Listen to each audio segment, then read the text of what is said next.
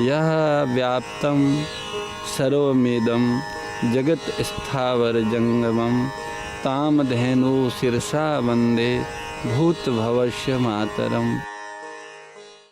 संसार में सबसे ऊंचे से ऊंचे पद पर एक ही आदमी तो जा पाएगा, सारे के सारे उस एक पद पर नहीं जा पाएंगे, हो ही नहीं सकता ऐसा। तो जब सारे नहीं जाएंगे तो मांग तो सभी की एक ही है,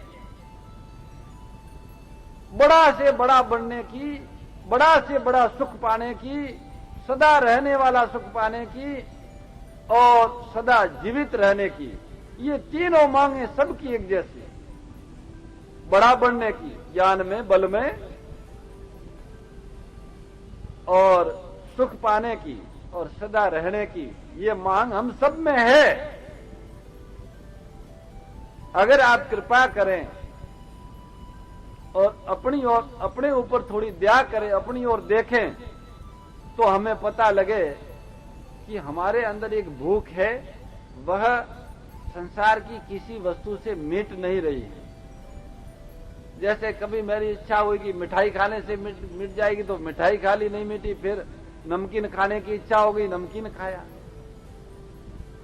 मानी संसार की किसी भी वस्तु से वो भूख मिट नहीं सकती। जब भूख है और संसार की किसी वस्तु से भूख मिट नहीं सकती, तो दो प्रश्न हमारे सामने खड़े हुए। पहला प्रश्न तो ये कि अगर भूख है हमको कोई ऐसी चीज की, तो वह चीज कहीं न कहीं अवश्य होनी चाहिए। अगर वह न होती तो भूख होती ही नहीं, मांग होती ही नहीं। हमारे अंदर जो अमरता की, ज्ञान की और सुख की मांग है, उस मांग के अनुरूप उस मांग को पूर्ति करने का साधन न होता तो मांग हमारे अंदर नहीं होती। एक बात। इससे क्या हुआ? पहले प्रश्न का हल हुआ कि वह वस्तु तो है जिससे भूख मिट सकती है, पहले भी लोगों की मिटी है। अनेक ऐसे महापुरुष, सिद्ध, संत और सामान्य भक्त हुए जिनकी भूख मिटी है। उनके सामने सम्राट का पद और संसार की वस्तुएं बिल्कुल निरर्थक सिद्ध हुई। ऐसी मस्ती, ऐसा आनंद, ऐसी निर्भयता उन्होंने प्राप्त की है। सज्जनों, ऐसी वस्तु तो है एक थोड़ी देर के लिए और लोगों को मिली भी है, पर वो बहुत कठिन होगी, ये दूसरा प्रश्न है। ये दूसरा प्रश्न है, क्योंकि हर किसी को मिल नहीं सकती, बहुत कठिन होगी। इस प्रश्न का समाधान यह है कि जिस वस्तु की जितनी अधिक आवश्यकता होती है, इतनी वह वस्तु अधिक सुलभ होती है। जैसे हम लोगों को अन्न से जल की अधिक आवश्यकता है, तो पृथ्वी से जल अधिक है। जल से अधिक आवश्यकता अग्नि की है, तो जल से अग्नि अधिक शक्तिशाली और अधिक मात्रा में है और अधिक सुलभ है। और अग्नि से भी वायु की हमें अत्यधिक आवश्यकता है, तो वायु अधिक मात्रा में और बिल्कुल सहज सुलभ है। उससे अधिक आवश्यकता आकाश की है घूमने फिरने की, तो आकाश भी हमें सस्ता और सुलभ है। तो जब ये प्रकृति के तत्व जो है हमारे जीवन निर्वाह के लिए आवश्यक है, वो इतने सुलभ है, तो हमारे जीवन का जो मुख्य आधार है वह इनसे भी अत्यधिक सर्वसुलभ वह वस्तु है, वह तत्व है। पर भाई, शर्त यह है कि पहले भूल को स्वीकार करो। भूल को स्वीकार करो तो भूल मिटाएगा वह। जैसा कहा कि भूल दिखाकर उसे मिटाकर, भूल तो वो हमें शास्त्रों से और संतवाणी से दिखा रहा है, पर हम भूल मिटाने की इच्छा करेंगे, हम भूल को मानेंगे, तो वो हमारी भूल मिटाने की सामर्थ्य भी हमें देगा। और जब भूल मिटेगी तो ये बात अच्छी तरह से समझ में आ जाएगी कि गाय क्या है, गाय का कितना महत्व है। ये जो सत्य चित्त आनंद परमात्मा है, इस परमात्मा की प्राप्ति के लिए सबसे सुलभ, सहज और सर्वग्राह्य साधन है वह गो सेवा है। गो आराधना है, गो पूजा है, गो उत्पादों का सेवन है। इसीलिए तो गाय को अपन पूज्य मानते थे। अब घर में भूत प्रेत रोग संकट भैरव मामा ये वो मेलड़ी झांपड़ी पता नहीं कितनी कितनी बीमारियां आ गई। ये तो सारी भौतिक बीमारी हुई। फिर रोग भी आ गए। किसी का सिर दुख रहा है, किसी का पेट दुख रहा है, किसी के पांव दुख रहे हैं, किसी की दाढ़ दुख रही है, किसी का कान दुख रहा है। बालक से लेके बुढ़े तक सारे बीमार। कोई ऐसा घर या व्यक्ति नहीं कि ये बिल्कुल निरोग हो, कोई शिकायत न हो। फिर आगे जाओ तो प्रत्येक घर में कलेश। घर मंदिर और गांव आश्रम ये हमारी परिकल्पना थी। ये हमारे गांव है, ये ऋषियों के आश्रम थे। भारत की जो ये आज की आधुनिक भाषा में लोग ये कहते हैं कि भारत की सभ्यता गांवों में बसती है। भारत की सभ्यता गांवों में नहीं बसती, भारत भी गांवों में ही बसता है। आज भी अगर भारत का कहीं अस्तित्व है तो वह गांवों में है, दिल्ली या गांधीनगर में नहीं है। वहां तो अमेरिका और लंदन है, भारत नहीं। एकदम सच्ची बात है। गांव में रहने वाले ऋषि और कृषक दोनों ही पूज्य।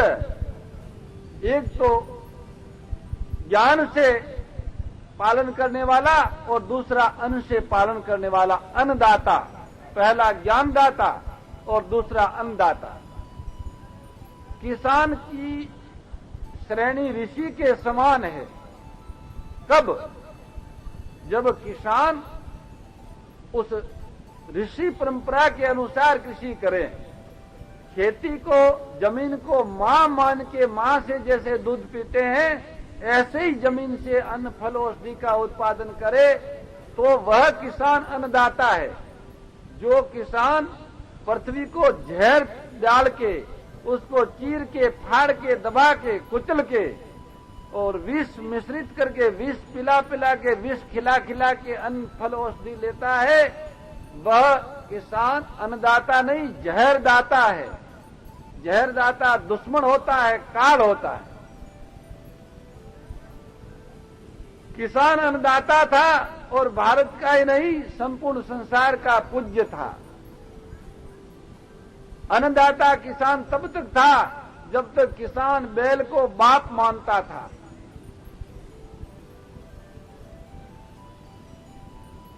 बैल का पुत्र ही किसान अन्नदाता है। ट्रैक्टर का पुत्र किसान अन्नदाता नहीं है, विषदाता है।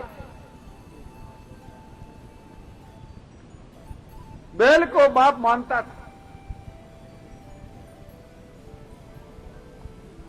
पर अब जो स्थितियों पैदा हुई है उसको देखते हुए ये लगता है कि दोनों ही सत्ता, ऋषि सत्ता और कृषि सत्ता, दोनों ही छिन्न भिन्न हो गई। ऋषि हमारे निरंतर अनुसंधान करते थे और कृषि हमारी उस अनुसंधान को क्रियान्वित हमारे कृषक करते थे।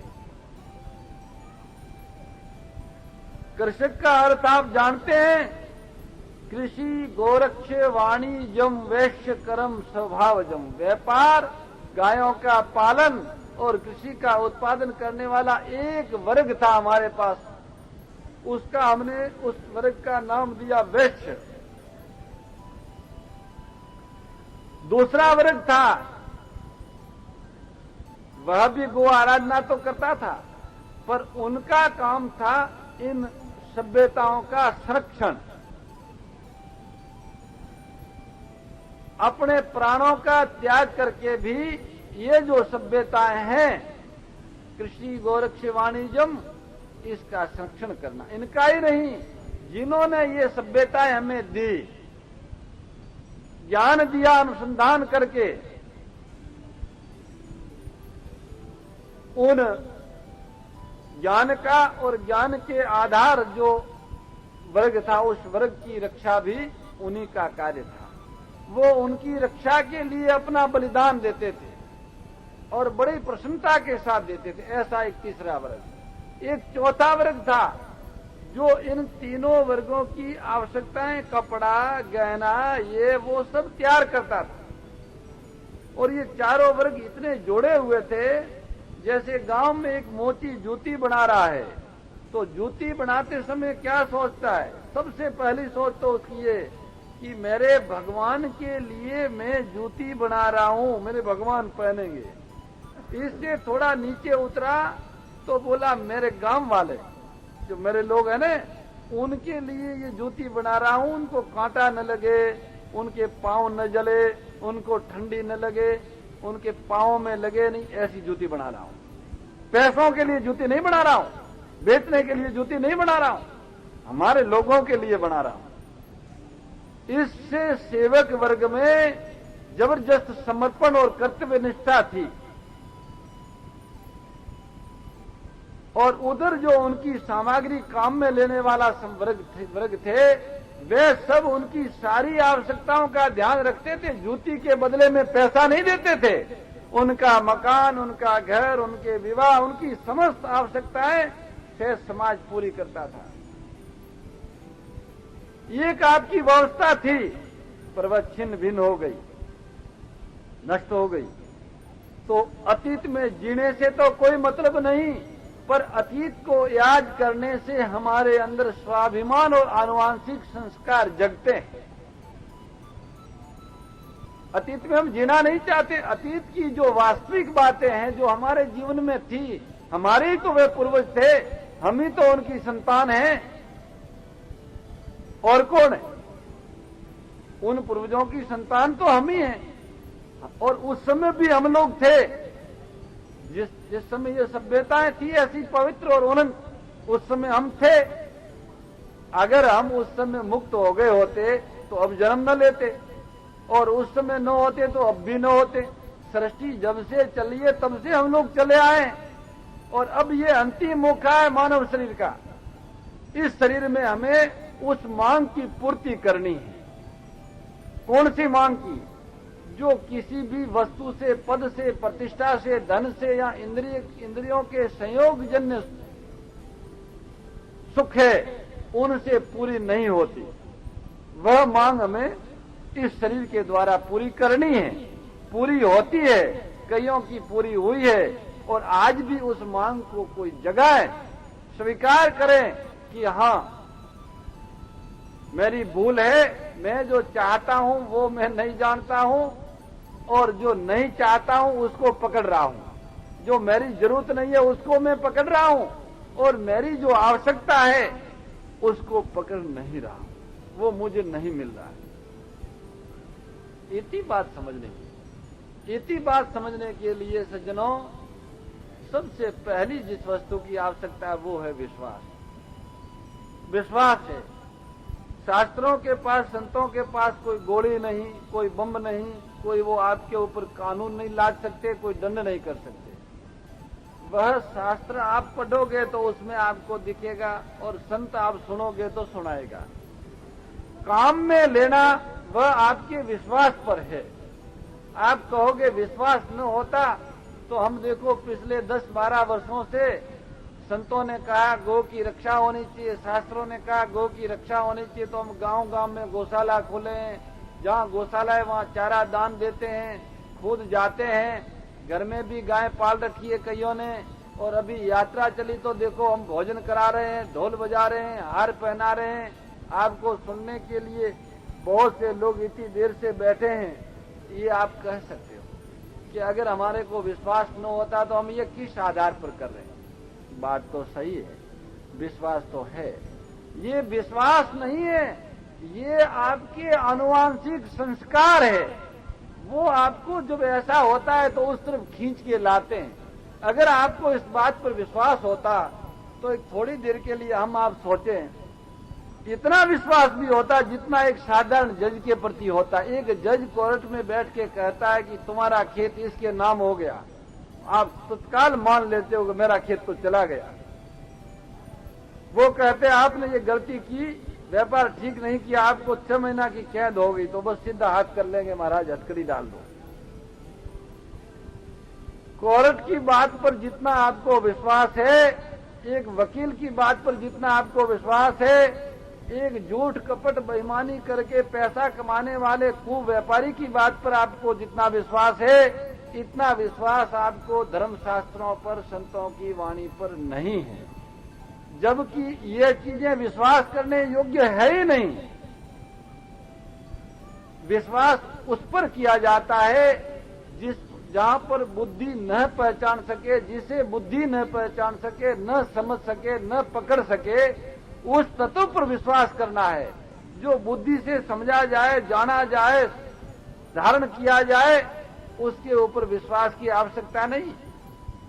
मोर मुकुट बंशी वाले की जय, गौ माता की जय।